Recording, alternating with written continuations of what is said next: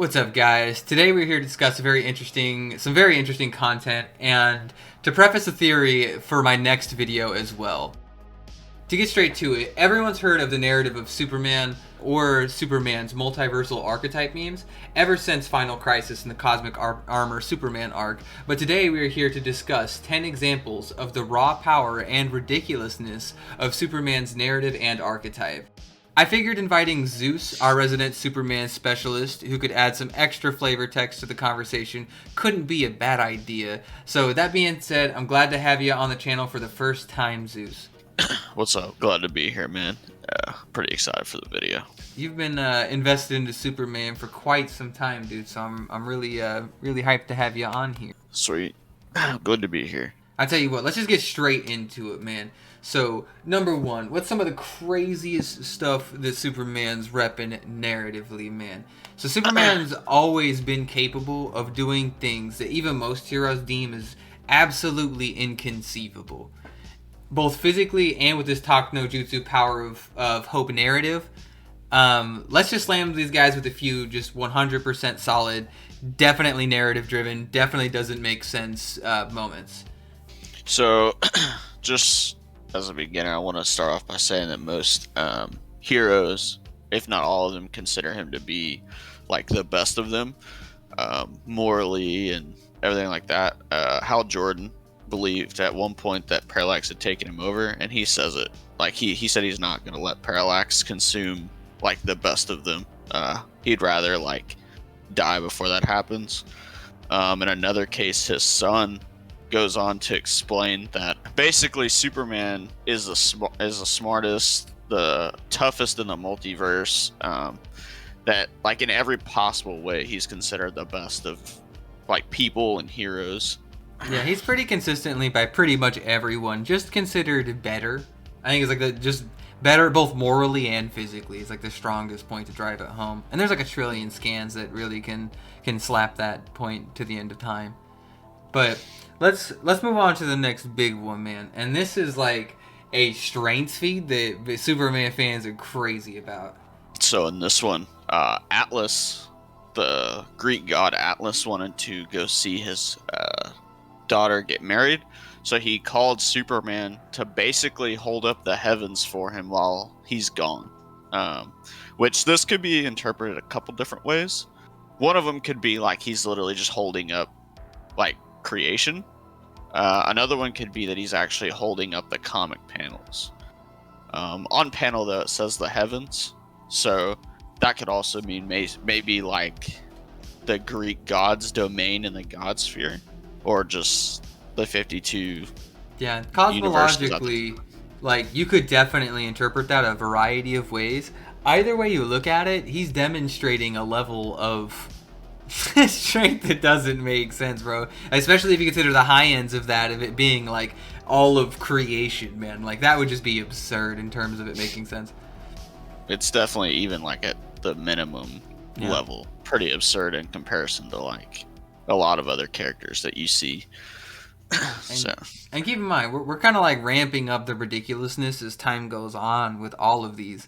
So Superman in DC never actually die, as seen in DC's rebirths like Superman, where even the New 52 version of Superman still existed as formless energy that post-crisis Superman reabsorbed into himself somehow, and by doing so took his stories and narrative into himself to finish spreading the battle of hope throughout the multiverse. I'm not even kidding.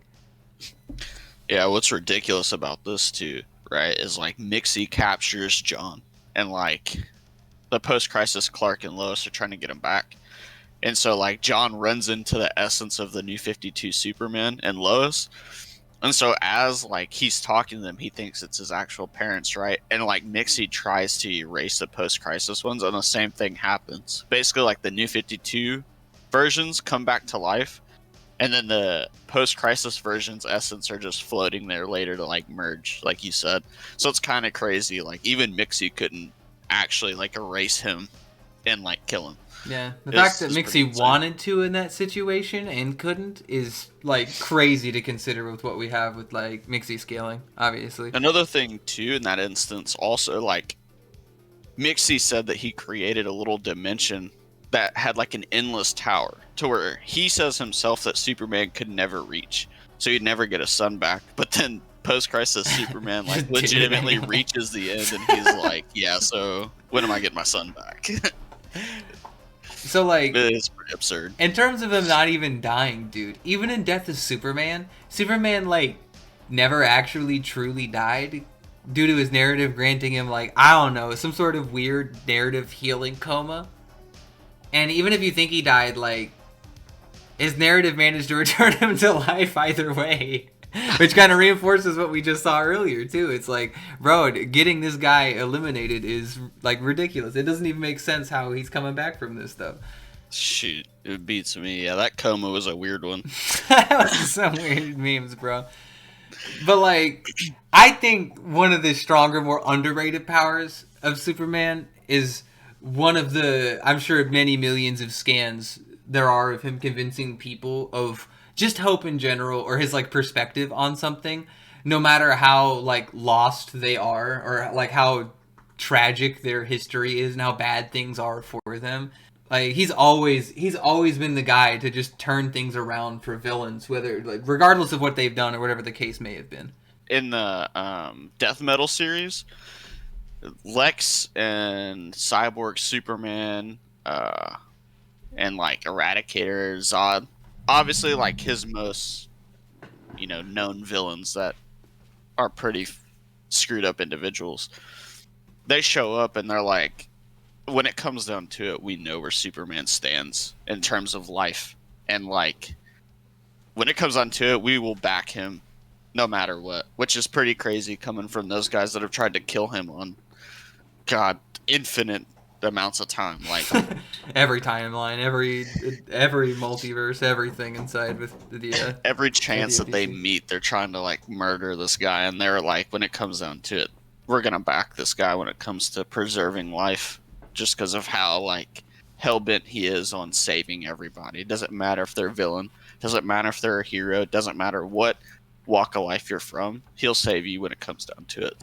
Like most notably, the smartest and most logical member of the league, even to a fault, Batman, even takes the time to tell like World Forger, yo, Superman does shit that I know is impossible. He makes me believe in what's essentially just impossible, flat out. And like I said earlier, dude, this is one of the smartest dudes in all of DC. Just saying this guy makes me illogical. That's like one of the absolute like dumbest things I've ever seen. Like what? It's almost like he subconsciously like mind hacks them into just him showing up, and they're like, you know what? He's here, we can do it. Yeah, seriously. Like it's kind of absurd. Also, like with that part of it too, World Forger's talking to Batman, and Batman's like, yo, could he actually do it? Like, could he escape this dimension? World Forger says, like, I created this dimension specifically to neg, like, all Supermen, but the one that comes from Prime Earth is special. He's like, he could actually get out if I'm not careful.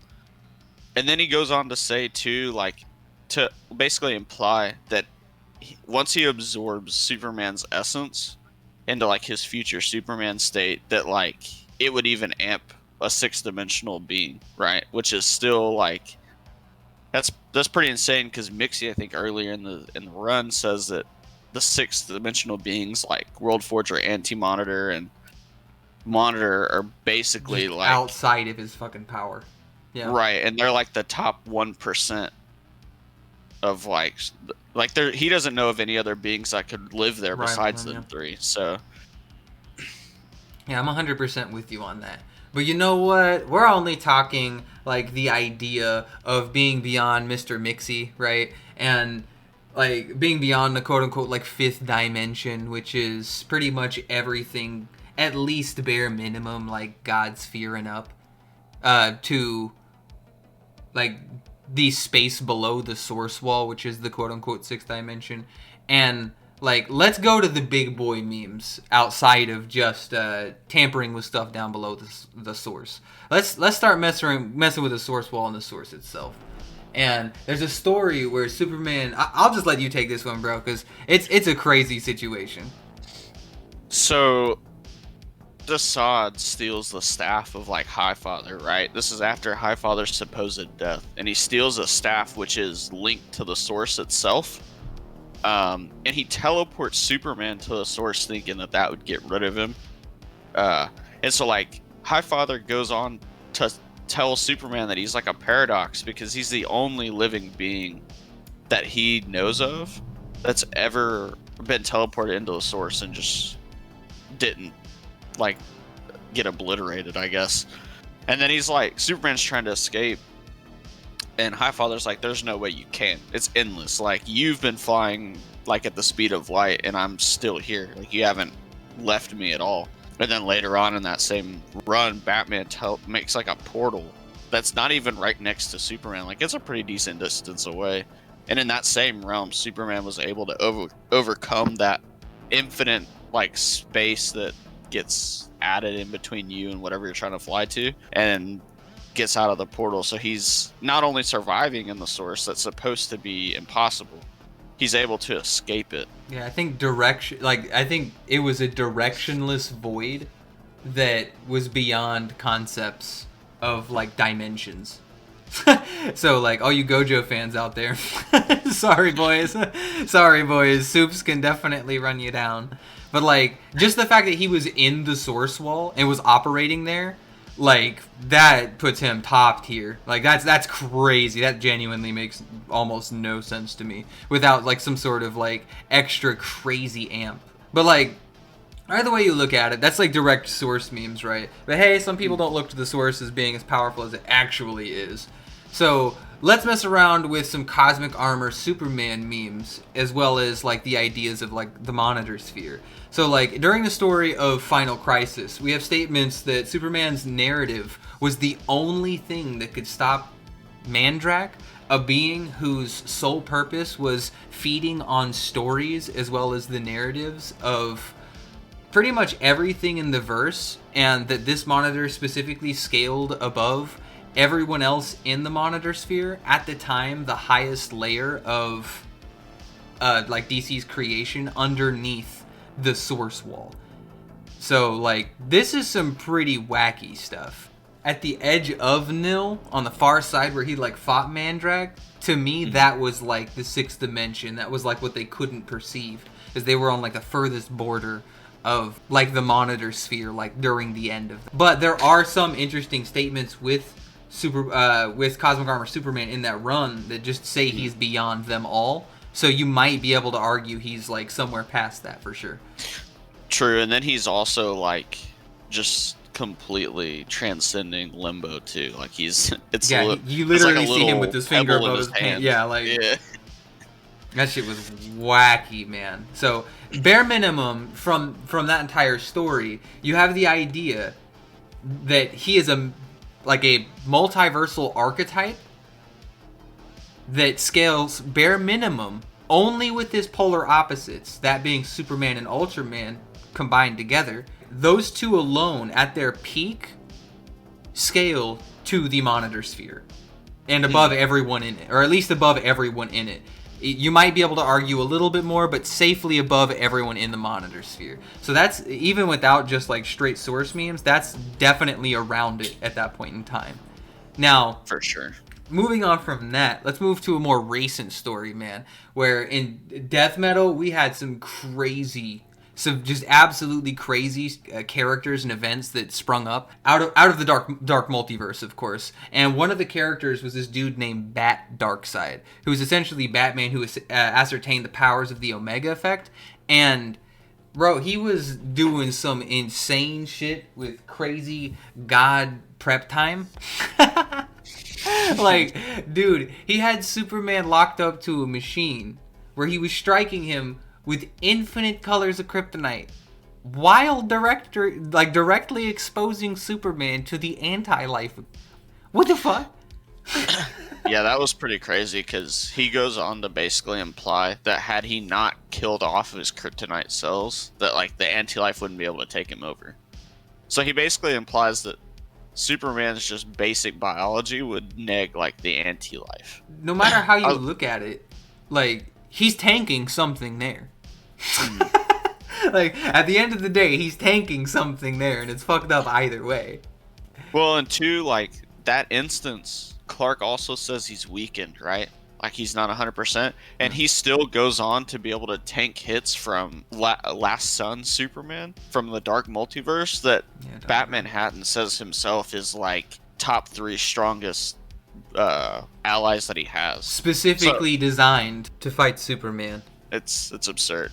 Just the anti-life equation alone, to me, like the fact that we have scaling that scales him to the anti-life equation, or at least even resisting it in any shape, way, or form, let alone in a nerf state, is just like absurd to me. Considering the scaling we have for like the anti-life equation, scaling at least bare minimum to the source wall, if not superior. Right, and we've seen pretty crazy feats coming from the life equation, right? So, like, the anti-life is supposed to be the opposite, which it should be, you know, bare minimum, like you said, the same level as the life equation, and he's just eating it. Like, yeah, it's not even doing anything to him. Like, Kyle with the life equation literally just transcended the source and was just floating in the fucking overvoid. Completely went through the source wall and was just, like, chilling. So, like, if the anti-life is the equivalent to that, and he's doing those things with it, man, like, he's just negging it. Like, what the fuck? Like, that's insane to me. I don't even know what to say about that, bro. That's just, like, one of the craziest memes. Also, being hit by every version of Kryptonite they know and everything that they don't know at the same time, it's pretty ridiculous. Yeah, that one's just Meme Town 3000, dude. Moving on. In the DC book, and I'm not even kidding when I say this, it's literally named the DC book. It's a canon book that just dropped that's sponsored by DC, and they discuss that idea we referenced earlier whenever it comes to like the Cosmic Armor Superman memes with his multiversal archetype. The idea of like a multiversal archetype is the idea of an existence that exists everywhere within verse. And Superman obviously has one of those, and this DC book kind of confirms that idea as a much more solid identity directly from like the company. And that idea was actually further expanded upon recently in the Infinite Frontier, where Dr. Multivision, I don't know, some new superhero, looks at Superman and literally sees his multiversal archetype in real time, confirming that it still exists even in current canon. Logically, that archetype has to at least scale to where Cass is at, Cosmic Armor Superman, because he was the archetype, depending on your interpretation, at its purest, or at least a version of a purer form of archetype for them. Yeah, she's like looking at President Superman, just sees everything, and she says it's like dozens of stars piercing through the veil of darkness, right? That's basically like, you can interpret that to her saying that no matter what, like, Superman's gonna come out on top, right? Like, the way I looked at her viewing that specific statement, she says, like, your stars, like, Superman represents the stars in the multiverse. And the cosmology, or the solar systems that exist around them, those are the other archetypes that exist. He's so much more and, like, beyond them. It's such a crazy idea of just how absurd the idea or narrative of Superman genuinely is, or his archetype. If you want to talk absolutely insane, hurting your brain concepts of Superman, our final set on the list is Doomsday Clock. And the events of Manhattan, Dr. Manhattan talking about and engaging in a story with Superman. And there's a lot you can discuss. There's still people to this day who debate on what exactly happened in this comic book. But I tell you what, go ahead and slam him with a breakdown of how you perceive the situation, and I'll slam him with mine. So, just the gist of Doomsday Clock, right? So, Manhattan comes in, he leaves the Watchmen universe, he comes into ours, and he sees the threat of Perpetua, right? He's like, well, shit, like, I got to fix this multiverse so then we can avoid Perpetua, right? A lot of people might interpret that to him saying that he's weaker. I don't think so. It's more so just she's super dangerous, right? We don't want that problem. But anyway, so he can see past, present, and future. And when he looked at Superman, where he sees Superman coming at him, and it was black. He doesn't know if Superman kills him. He doesn't know if he just erases everything. He doesn't know what's happening. So this entire time, he's trying to get rid of Superman, and he just can't. Every time he tried to mess with him, he basically says that Superman just kept coming back, whether it was at a different point in time, instead of, you know, the original point in time in his origin that he shows up. Maybe it's 50 years in the past, maybe it's 50 years in the future. Regardless of what he did, there was always a Superman to show up, okay? And then later on in the series, he also goes on to say that the metaverse grows around Superman. Its point is to preserve every era of Superman, and that's basically how the multiverse grows. Everything Superman does expands the multiverse, right? And so, like, he even says that he's the embodiment of hope and that he's a North Star to the metaverse. And he's the only, like, real constant in there. And he says at some point in the future, Superman's just going to bring peace to everybody. They're just going to embrace the way of Superman, and there's just going to be peace spread among the multiverse. So he's essentially confirming that, like, Superman is the center of DC, which isn't too far-fetched because he basically ushered in the modern era of comics back in 1938. So it's pretty insane. I do agree to a lot of with what you're saying. I do disagree with a few minor things. I think that whenever he looked at everything within the continuity of like DC, you're right, he was tampering with everything within the time stream, but no matter what he did, everything kept changing to make sure Superman kept happening. And essentially, he had decided that there was this thing called the metaverse, or at least that our verse was meta in nature. And what that meta was the idea that it would always change to make Superman exist and work for some reason. And that idea is a really interesting one that kind of actually piqued my interest. And in my next video that I'll be dropping, I think we should dig into a little bit of a theory on what exactly the purpose of Superman's narrative and or multiversal archetype is, for sure. Yeah, I'll definitely be there for that one too. Honestly, this whole situation, this whole comic will just melt your brain, because that's exactly what Superman did to Manhattan in his conversation with him. He literally melted Manhattan's brains and made him give up his powers to some kid and kill himself. Like, I'm not even kidding. Is like essentially what happened after he had his conversation with Superman and realized that he shouldn't be tampering with Superman. Well, what's funny too is what we talked about earlier, you know, how Superman can make people, you know, believe things that they can't, or change their ways. This Manhattan character, as soon as he got his powers, he just lost all touch with humanity, right? And his sole purpose was to basically figure out, like, how humanity works.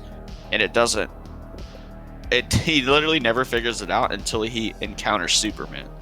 And then he understands what it is to be a human. On every single feat on here is absurd in my eyes. Although I'll admit, like, the further down you go, the crazier and crazier things genuinely get. And the reason why Manhattan's at the bottom here is because Manhattan literally came through the source wall to get into our creation. So the fact that Superman blew his mind to that degree is pretty wild to consider about how strong his absolute narrative actually is. And that being said, it's been 10 of the craziest narrative feats that Superman and his archetype have demonstrated before. Thanks for hanging out and making it onto the channel, Zeus. Do you have any final parting words, bro? It was fun doing this video. Part 2, I think, will be even crazier. Oh yeah, I'll be ready to hit up part 2. Hell yeah, Thanks for man. having me on the channel, man. I'm super pumped for it, guys. Definitely be sure to like and subscribe to both me and the coffee shop content creators down low. Link in the description. And as always, guys, check out any of the other content on the channel and be looking forward to this next video I got coming out demonstrating the true purpose of Superman's narrative. And I'll see you next time, Lanterns. Later.